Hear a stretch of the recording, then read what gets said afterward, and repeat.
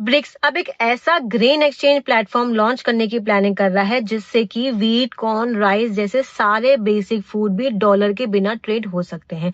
और ये अगर सक्सेसफुल हुआ तो ग्लोबल कमोडिटी सिस्टम चेंज हो सकता है।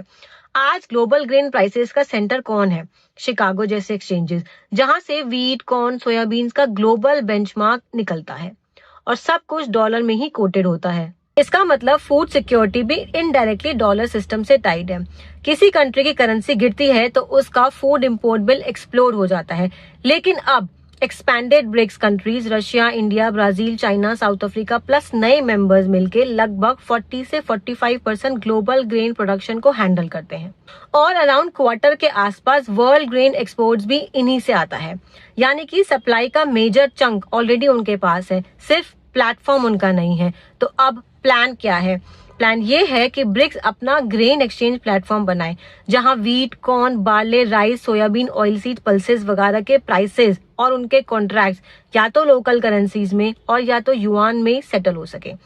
इससे ब्रिक्स कंट्रीज को possible billions of dollars transaction cost और एफएक्स रिस्क में सेविंग हो सकती है। प्लस उन्हें प्राइस डिस्कवरी में भी ज्यादा कंट्रोल मिलेगा।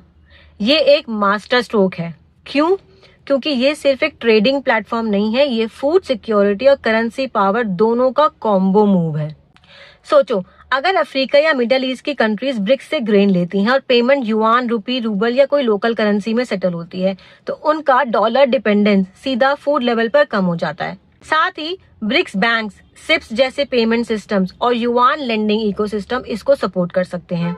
एक पूरा नया क्लोज्ड लूप क्रिएट हो सकता है और ये पुतिन के इंडिया विजिट में मेजर डिस्कशन पॉइंट हो सकता है, क्योंकि एज पर सम मीडिया रिपोर्ट्स सितंबर में भी रशियन डेप्यूटी प्राइम मिनिस्टर के साथ ये डिस्कशन हुआ था। जहां फाइनेंस के लिए वॉल स्ट्रीट पावरफुल है तो कल को ग्रेन्स कमोडिटी के लिए ब्रिक्स एक्सचेंज एक नया पावर सेंटर बन सकता है। आप लोगों के क्या व्यू है? Drop your comments in the comment section below.